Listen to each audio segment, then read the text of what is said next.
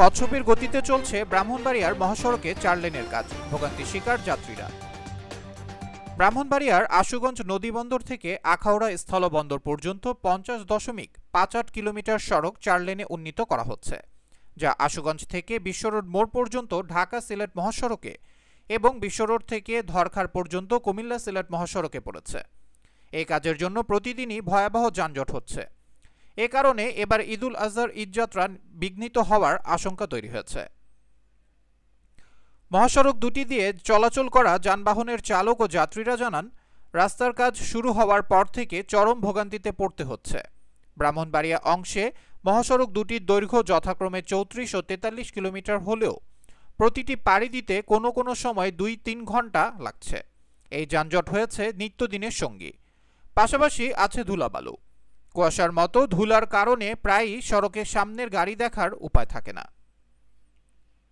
গেল মঙ্গলবার সরেজমিনে গিয়ে দেখা গেছে, আশুগঞ্জ থেকে বিশ্বরোড হয়ে ধরখার পর্যন্ত সড়কের বেশিরভাগ অংশে ২ লেনের কাজ শেষ হয়েছে, আর যেসব অংশ শেষ হয়নি সেখানে যান চলাচলে চরম দুর্ভোগে পড়তে হচ্ছে।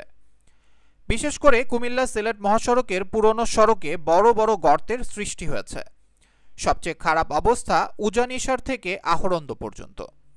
আর ঢাকা সিলেট মহাসড়কের আশুগঞ্জ রেলগেট, সোনারামপুর, বেড়তলা ও বিশ্বরোড এলাকায় খানাখন্দ রয়েছে। এ বিষয়ে কথা হলে আশুগঞ্জ নদী বন্দর আখাউড়া স্থলবন্দর ৪ লেন মহাসড়ক প্রকল্পের উপব্যবস্থাপক শামীম আহমেদ জানান, ঈদুল আজহাকে সামনে রেখে তাদের কিছু পরিকল্পনা আছে। রামরাইল এলাকায় পুরনো সড়কে যেখানে বেশি ভাঙা, সেটির একপাশে নতুন সড়কের এক অংশ হয়ে গেছে। কিছুদিনের মধ্যে সেটি যান চলাচলের জন্য খুলে দেওয়া হবে।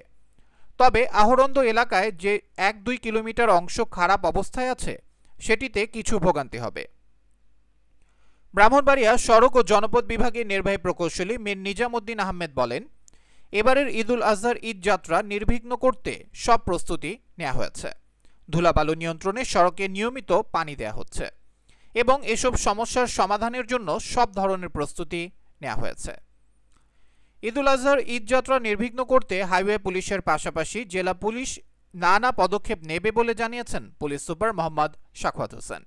তিনি বলেন, পরিস্থিতি নিয়ন্ত্রণে পুলিশ কন্ট্রোল বুথ স্থাপন করা হবে। News desk, Padma TV.